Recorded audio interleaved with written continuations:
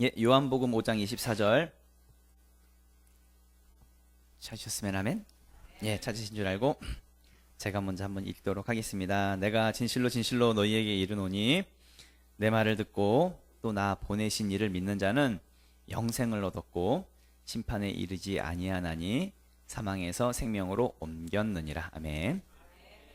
말씀 되새기면서 이번에 다 같이 읽을게요. 시작.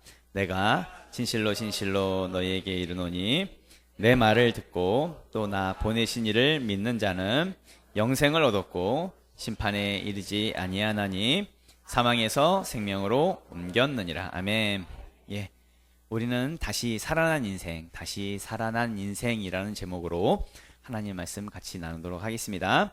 오늘 저 뵙분들하고 서로 인사하면서 우리 축복하면서 인사할게요. 당신은 복의 사람입니다. 인사하겠습니다. 당신은 복의 사람입니다.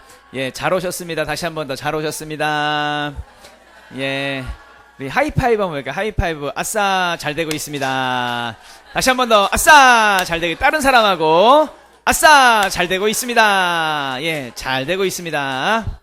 예, 놀라운 일이 일어납니다. 정말 잘 될 겁니다. 예, 앞에도 이제 현수막으로 되어져 있듯이 부활 되어져 있는데, 예, 오늘은 교회의 절기상, 예, 부활절입니다. 예수님이 우리의 모든 죄를 짊어지시고 또 십자가에서 죽으시고 또 3일 만에 다시 살아나신 날, 이 부활을 기념하는 날이지요. 예, 교회적으로 굉장히 중요한 날입니다. 만약에 예수님의 이 부활이 없었다고 한다면 우리의 구원은 완성되지 않는 구원이 되는 것이기 때문에 그렇습니다. 그러니까 불완전한 구원이 되는 것이죠. 그래서 기독교가 말하는 이 부활은 단순히 예수님이 죽었다가 살아났나 보다, 신기한 일이 일어났나 보다, 단순히 그런 개념이 아니라 우리의 구원과 관련된 굉장히 큰 의미, 굉장히 그 이상의 의미가 담겨져 있기 때문에 굉장히 중요한 날이지요. 그래서 전 세계의 모든 교회들이 이 예수님의 죽으시고 그리고 다시 살아나신 이 부활절에 대해서 그 의미를 되새기면서 이 부활절의 절기를 모든 교회들이 같이 지키고 있습니다. 특별히 그런 부활절에 우리 교회에서는 여러분들 우리 성도님들과 이제 친분이 있으신 분들, 그런 분들을 우리 교회에 같이 초청해서 이 부활의 절기를 같이 기뻐하고 같이 하고자 여러분들을 초청을 했지요. 그래서 초청되어 오신 모든 여러분들을 환영하고 또 여러분들을 축복합니다. 이제 여러분 기대하셔도 좋은 것은 이제 여러분들의 모든 삶의 영역 속에서 이제 정말 다시 살아나는, 다시 부활되어지는 그 역사를 여러분들 경험하게 될 것입니다. 혹시라도 여러분의 살아가는 모습 속에서 아까 전에도 우리 영기 리더가 잠깐 언급한 부분이기도 하지만 힘들고 어려운 일이 있다고 한다면 그 어려운 일들은 예수 그리스도의 은혜로 반드시 해결될 것입니다. 다시 살아난다는 이야기입니다. 다시 살아나는 그 기적을 여러분들은 경험하게 될 것입니다. 혹시 건강에 혹시 이상이 있으신 분 계실지 모르겠습니다. 어떤 질병에 의해서 어려움을 겪고 있다고 한다면 예수 그리스도의 보혈이 여러분들의 질병을 깨끗이 치료하는 그 역사를 여러분 경험하게 될 것입니다. 재정적으로도 좀 어렵다고 한다면 좀 기대하십시오. 반전이 일어날 것입니다. 반전이. 줄줄 새어나가는 모든 소비는 멈추게 될 것이고 여러분들의 빚은 탕감받게 될 것이며 갚아지게 될 것이며 재정의 풍성함을 여러분들은 경험하게 될 것입니다. 사람들 때문에 힘들잖아요. 일 때문에 힘들기보다는 사실 사람과의 관계 때문에 힘든 경우들이 많은데 사람 때문에 상처받고 사람 때문에 어려움을 겪는 그런 부분이 있다고 한다면 그 모든 관계는 회복되어질 것이고 다시 살아나는 이 부활의 역사가 일어나게 될 것입니다. 저는 지금 단순히 뜬구름을 잡는 허황된 어떤 희망을 심어주는 것이 아닙니다. 그것을 말하는 것이 아닙니다. 부활을 말하고 있는 것입니다. 예수님이 죽으셨다가 부활하셨던 것처럼 우리의 삶의 모든 죽었던 그 영역들이 다시 부활하는 역사, 그것을 말씀하고 있는 것이지요. 성경에는 아주 분명하게 말씀하고 있는 내용 중에 로마서 6장 5절 말씀에 이런 말씀이 있어요. 만일 우리가 그의 죽으심과 같은 모양으로 연합한 자가 되었으면 또한 그의 부활과 같은 모양으로 연합한 자도 되리라. 아멘. 우리가 예수님의 죽으심을 믿으면, 그러니까 죽으심에 연합되어졌으면 그의 부활에도 우리가 연합한 자가 된다라고 말씀하고 있다는 이야기죠. 성경 말씀에 아주 정확하게 언급되어져 있는 부분입니다. 세상에 어떤 것도 우리의 마음을 채워줄 수 있는 것이 없지요. 세상 다 가져도 내 안에 이 공허함을, 사람 안에 있는 이 공허함을 채울 수가 없습니다. 세상의 모든 것들을 다 즐기고 재미를 찾아다녀도 사람 안에 있는, 우리 안에 있는 이 공허함을 채울 수가 없지요. 다음 사진을 한번 보면 이렇게 뻥 뚫린 것 같습니다. 우리 안에 뻥 뚫린 것 같은. 그래서 많은 사람들이 이 공허함을 채우기 위해서 나름대로 자기의 어떤 만족을 채우기 위해서 즐길 만한 것들을 많이 찾아다니지요.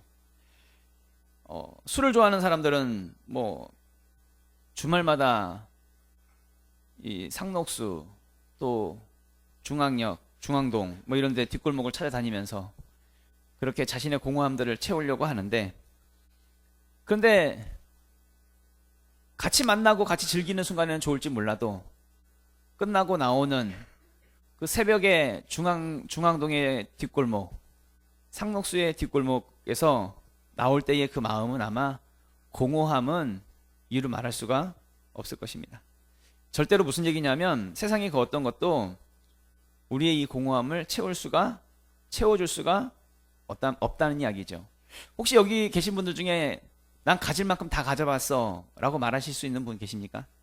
혹시 나는 즐길 만큼 즐겨봤어, 나는 놀 만큼 놀아봤어 라고 말하시는 분이 계실지 모르겠습니다.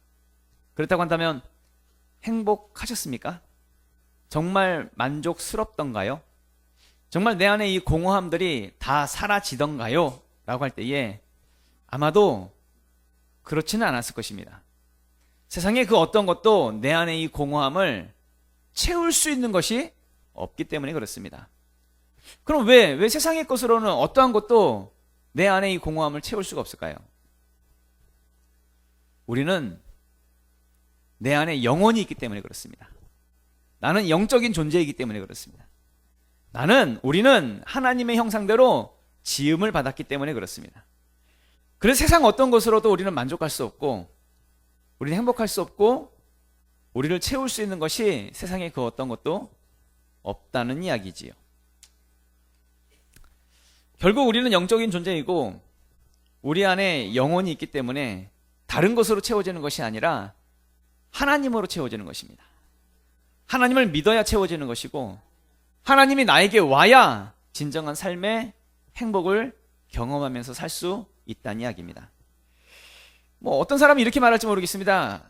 에이, 영혼 그런 게 어디 있어? 그냥 우리 이렇게 사는 거지 뭐. 하루하루 이렇게 살다가 죽으면 끝나는 거지. 이렇게 말하는 사람들이 있을지 모르겠습니다. 내가 내 안에 영혼이 있는지 어떻게 아냐고. 보여달라고. 그러면 보여주면 믿을게. 뭐 이렇게 말하는 사람들 있죠. 종종. 예를 들면 말입니다. 뭐 보여드릴 수는 없지만 증명할 수 있는 방법 중에 하나가 동물하고 좀 비교해 보면 돼요. 세상 모든 만물 중에, 또 모든 동물 중에 어떤 동물도 영혼이 있는 동물은 없습니다. 다음 사진을 한번 볼까요? 원숭이가 지금 뭐 하고 있나요? 기도하고 있나요? 기도하는 것처럼 보이는 건 아닐까요? 실제로 원숭이가 기도를 할까요? 그렇군요. 우리 시온이도 알고 있는 내용입니다. 원숭이는 기도를 할 수가 없지요. 우리 시온이 아까 전에 여기 나왔을 때 우리 키즈 또 유스 또 청년들 다 나와서 할 때 시온이 좀 껴주지. 끼고 싶어가지고.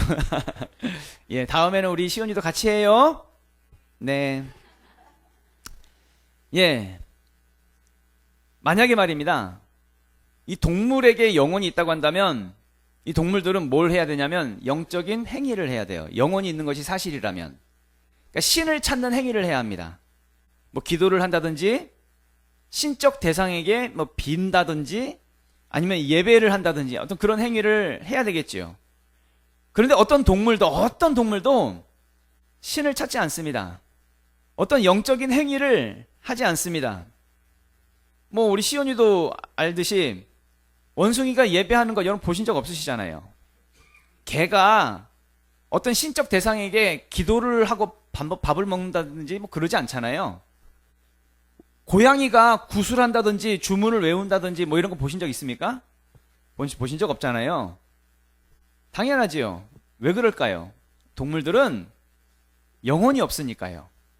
영혼이 없으니까 당연히 영적인 행동을 할래야 할 수가 없지요.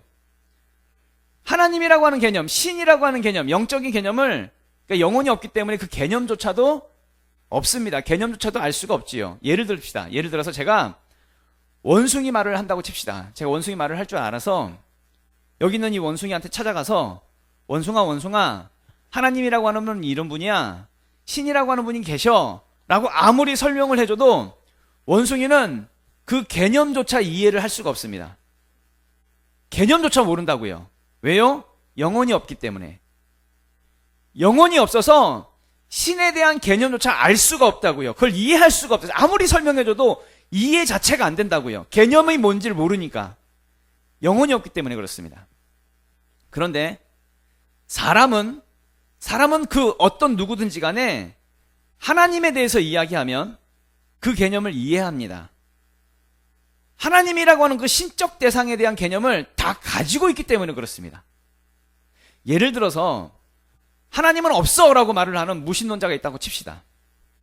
하나님이 없다고 말하는 그 사람 안에 하나님이라고 하는 개념이 있기 때문에 하나님이 없어 라고 말할 수 있는 것이지, 개념도 없으면 하나님 없다라고도 말할 수도 없는 것이죠. 그럼 그 개념은 어떻게 자기가 알 수 있을까요? 영혼이 있으니까. 하나님의 형상대로 자기가 지음을 받았으니까 그 개념을 알 수 있는 것이지. 본능적으로 하나님을 찾는 것이고 본능적으로 하나님을 아는 것입니다. 모든 사람들은. 다음 사진 보면은 아프리카 밀림에 사는 원시인들, 이들에게 찾아가서 누군가 찾아가서 신이라고 하는 존재가 있어, 하나님이라고 하는 존재가 있어 가르쳐주지 않아도요, 이 사람들은 자기들 나름대로 신을 찾는 행위를 해요. 주술적인 행위를 하고요, 미신적인 행위를 하고요, 우가우가 막 춤을 추면서 신을 찾는 행위를 합니다. 어떻게 이 사람들은 그것이 가능할까라고 할 때에 영혼이 있으니까요. 아무리 미개한 원시인이라 할지라도 모든 사람은 영혼이 있기 때문에 본능적으로 하나님을 찾는다는 이야기입니다. 모든 사람은 다 하나님의 형상대로 창조가 되었기 때문에 영혼이 있고요. 그래서 본능적으로 하나님이라고 하는 개념을 기본적으로 다 갖고 있다는 이야기지요. 분명 우리에게 영혼이 있다는 것이 이것이 맞다고 한다면, 그러면 언젠가는 우리의 영혼과 육체가 분리되는 때가 오겠지요. 그것을 우리는 이제 죽음이다라고 표현하는데요. 죽는 순간이 오겠지요. 그렇다고 한다면 영혼이 있다라고 하는 것은 죽음으로 끝나는 것이 아니란 이야기입니다. 죽음 다음에 그 다음이 있다는 이야기죠.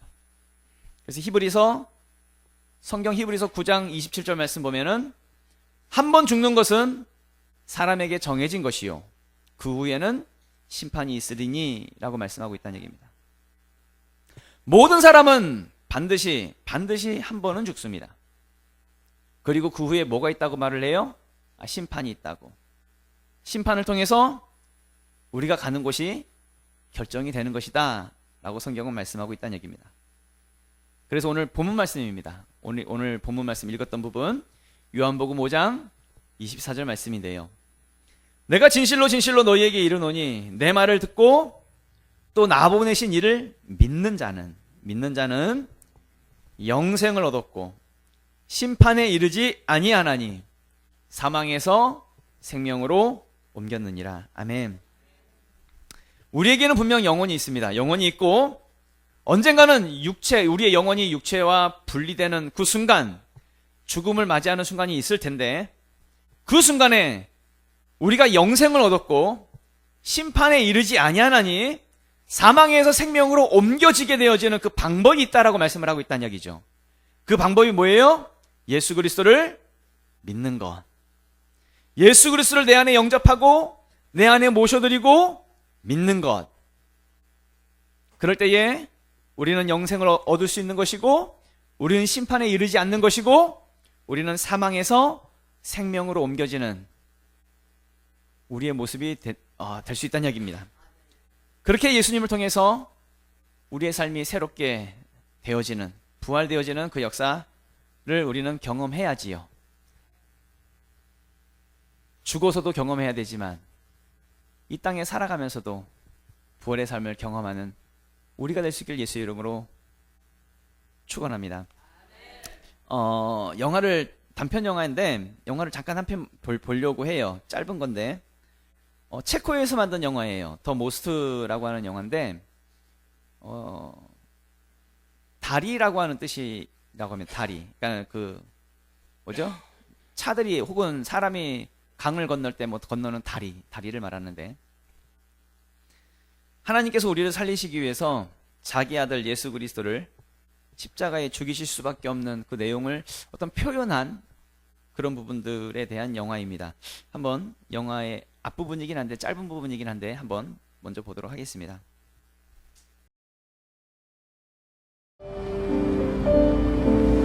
Když svítí, tak víš, že na tebe někdo myslí. Ty jsi hlava. A ty doopravdy.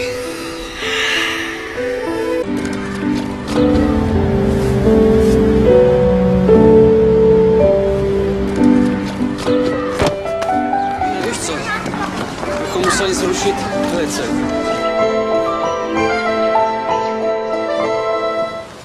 Za hodinu pojede vlak, jo. Za 30 minut pro tebe přijdu a půjdeme nahoru a budeme pouštět čoupátka, jo? Položíme most. No, mostem položíme most, jo? Jo! 30 minut sedět, nikam neběhat.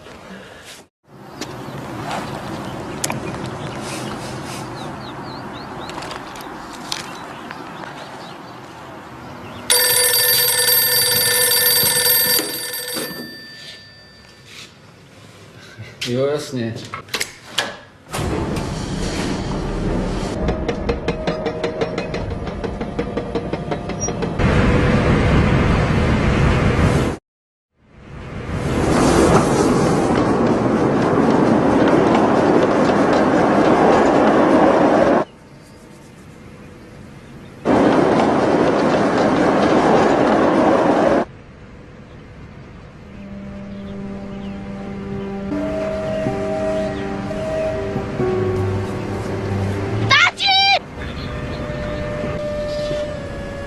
Tati, ten vlak jede moc brzo!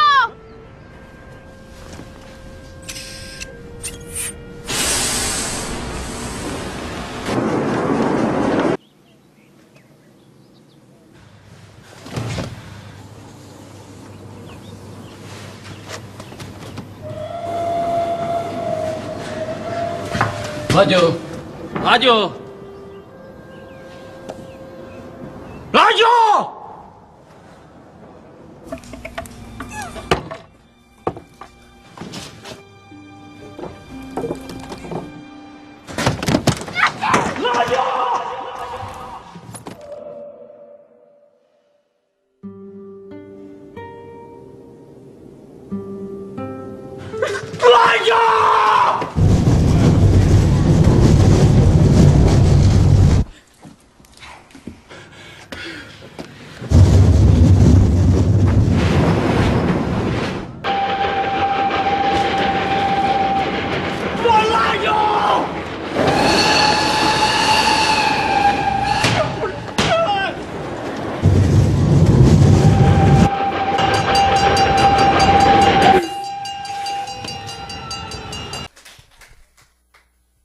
예, 이 아버지의 하는 일은 배가 지나갈 때 철길이죠. 철길로 된 다리를 열어주고, 또 기차가 지나갈 때는 이렇게 내려줘서 다리를 관리하는 그 관리인의 일을 하는 아버지의 직업이 그거죠.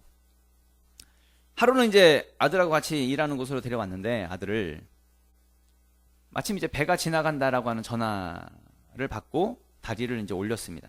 그 배가 지나갔지요. 근데 얼마 안 있다가 바로 기차가 접근하는 겁니다. 가까이 막 접근하고 있는 겁니다. 기차를 먼저 아들이 봤죠. 아들이 봐서 자기가 기계실로 가가지고 기계실 문을 열고 손잡이를 조작하다가 아들이 기계실 안으로 떨어졌습니다. 정말 큰일 났습니다. 아들을 살리기 위해서 다리를 내리지 않으면 물론 아들은 살겠지만 기차 안에 있던 수백 명의 사람들은 죽게 될 것입니다. 반대로 다리를 내리면 기차 안에 있는 수백 명의 사람들은 살겠지만 내 사랑하는 아들은 기계실에서 죽게 되겠지요. 여러분들이 이 아이의 아버지라면 어떻게 하시겠습니까? 여러분들은 어떻게 하시겠습니까? 기차는 점점 다가오고 있습니다. 적어도 어느 시점 전에는 다리를 내려줘야 되는 그 긴박한 상황이 됐습니다. 여러분이라면 어떻게 하시겠습니까? 나름대로 각자 스스로가 지금 판단하고 계십니까?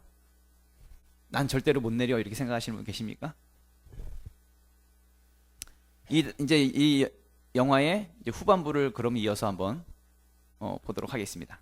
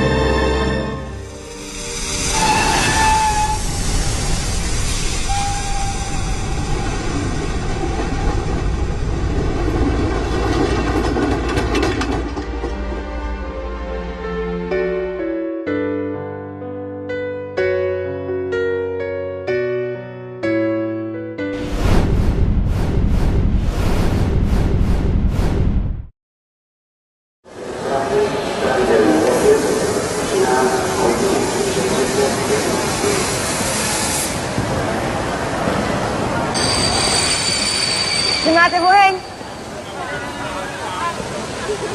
Vô Hình. I'm sorry. You are a nice boy, but I'm too beautiful for you. Goodbye, Brad from America.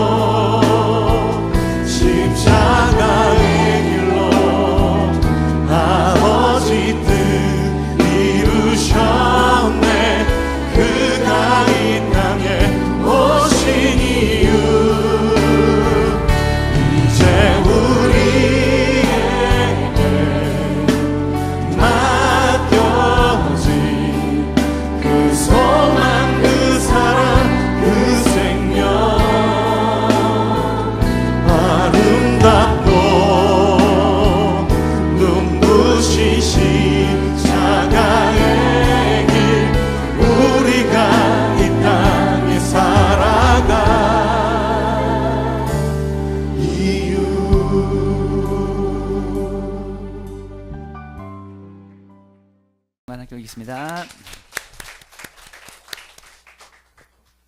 예. 기차 안에 있던 사람들은 자신들이 정말 죽을지도 모른다라고 하는 어떤 그런 위험한 상황, 어떤 절박한 상황에 있었다는 것을 그 사실을 모른 채 각자가 그냥 편안한 일상을 보내는 거지요. 뭐 그 속에는 기차 안에는 뭐 사랑하는 사람도 있었고, 또 시련의 아픔을 겪었던 사람도 있었고, 일터로 돌아가려고 하는 사람도 있었고, 어떤 쾌락을 쫓는 그런 사람들도 있었지요. 그런데 모두가 죽을 수도 있었던 그 사람들, 그런데 그들이 아들의 죽음으로 다시 살게 되었다는 이야기입니다. 그렇다는 얘기는 기차에 있었던 그 한 사람은 이 아버지와 아들에게 빚진 거지요. 생명을 빚졌다고 한다면 그 빚진 인생이 된 것이죠. 그래서 로마서 성경에는 이런 말씀도 있어요. 로마서 8장의 말씀 보면은 그러므로 형제들아 우리가 빚진 자로 돼 육신에게 져서 육신대로 살 것이 아니니라, 이런 말씀이 있습니다. 우리가 다 예수님에게 빚진 자라고요. 내 맘대로 내 뜻대로 살 수 있는 것이 아니라 우리가 예수님에게 빚진 자이기 때문에 그래서 육신대로 살면 안 돼 라고 말씀하고 있는 거죠. 그래서 우리의 인생은 대충 살 수가 없는 겁니다. 막 살 수 없고,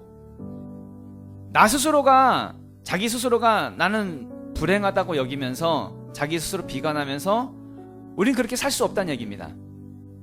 그래서 우리는 빚진 자이기 때문에 바로 여기 있는 우리 모두가 그렇다는 이야기입니다. 지금 우리가 살고 있는 이 인생은 예수 그리스도의 희생으로 다시 살게 된 인생입니다. 그건 대부분의 사람들은 잘 모르죠. 그냥 예수님 모르니까요. 믿지도 않으니까요. 그렇게 그냥 하루하루 일상 속에 살아갑니다. 어떤 사람들은 잘 안 되고 불안하고 두려움 속에서 자기 비관하면서 살아가는 사람들 많고요. 자기 인생이 세상에서 가장 자기가 불행하다고 여기면서 살아가는 사람 많고요. 많은 상처 속에서 내 인생이 왜 이러냐고 하면서 자기 인생을 왜곡시켜가면서 그렇게 살아가는 사람들도 많지요. 여러분 반드시 기억하셔야 됩니다. 정말 기억하셔야 되는 것은 하나님의 아들이신 예수 그리스도가 이 땅에 오셔서 나의 모든 죄를 짊어지시고 십자가에서 죽으시고 부활하셨다라고 하는 것을 반드시 기억하실 수 있길 부탁을 드립니다. 원래는 내 죄 때문에 내가 죽어야 되는데 예수님이 대신 죽으셨다고요. 그래서 우리의 인생이 다시 살아난 인생이 되었다는 얘기입니다. 그래서 우리는 예수님에게 그 생명의 빚진 자가 된 것이죠. 대충 사시겠습니까? 막 사시겠습니까? 세상에서 내가 제일 불행하다고 여기면서 그렇게 사시겠습니까?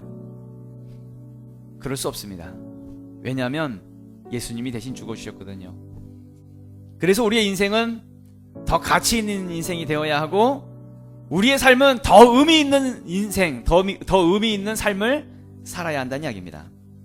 그래서 우리 모두가 예수를 믿고 예수님을 내 안에 모셔드리고 영접하고 이제 한번 새로운 인생을 한번 살아보자는 이야기입니다. 지금까지 내 나름대로 내 힘대로 살아왔던 그 인생 말고 이제 하나님을 믿고 하나님이 나를 도와주시고 하나님이 나를 인도하시는 그런 새로운 삶으로 한번 같이 살아보자라는 이야기지요. 오늘은 부활절입니다. 예수님이 죽으셨다가 다시 살아나신 날이지요. 이 부활에는 한 가지 조건이 있습니다. 부활하기 위해서 한 가지 조건이 있는데요. 그건 반드시 죽어야 합니다. 죽어야 다시 살 수 있으니까요. 그렇다고 한다면 우리의 인생을 다시 살아나게 하기를 원하십니까? 우리의 삶이, 우리의 모든 영역들이 다시 살기를 원하십니까? 그렇다고 한다면 조건이 있습니다. 죽으셔야 합니다. 죽는다라고 하는 것은 뭐 실제로 여러분 죽으십시오 이야기가 아니라 예수를 믿으십시오. 십자가에 달려 죽으신 그 죽음을 나의 죽음으로 믿으십시오. 받아들이십시오. 예수님을 믿으면 우리의 삶은 부활의 삶으로 바뀌게 될 것입니다. 새로운 인생을 여러분 살게 될 것입니다. 그렇게 부활의 복이 여러분 모든 가정 가운데에, 여러분 모든 삶 가운데에 일어날 수 있기를 예수 이름으로 축원합니다. 이 시간 다 같이 일어나셔서 우리 기도할까요? 우리 찬이는 반주 준비해 주고요. 305장 기도할 때에 한번 손을 잡으시고 두 눈을 감아 주시겠습니까? 그리고 제가 하는 기도를 한번 따라해 주셨으면 좋겠습니다. 따라 하시되 입만 뻥긋뻥긋 하는 것이 아니라 내 마음을 담아서 한번 실제로 한번 고백하는 그런 영접을 하는 그런 기도를 한번 해보려고 합니다. 다 같이 한번 영접 기도문을 따라 하시면서 내 마음의 고백을 하나님께 올려드렸으면 좋겠습니다. 기도합니다. 사랑의 주 예수님, 저는 죄인입니다. 이 시간 예수님을 나의 구원자, 나의 주님으로 내 마음에 모셔드립니다. 나의 모든 죄를 십자가에서 해결해 주신 예수님을 내가 믿습니다. 내 마음에 들어오시옵소서. 그리고 나의 삶이 다시 살아나는 부활의 삶이 될 수 있도록 도와주시옵소서. 예수 그리스도의 이름으로 기도합니다. 아멘.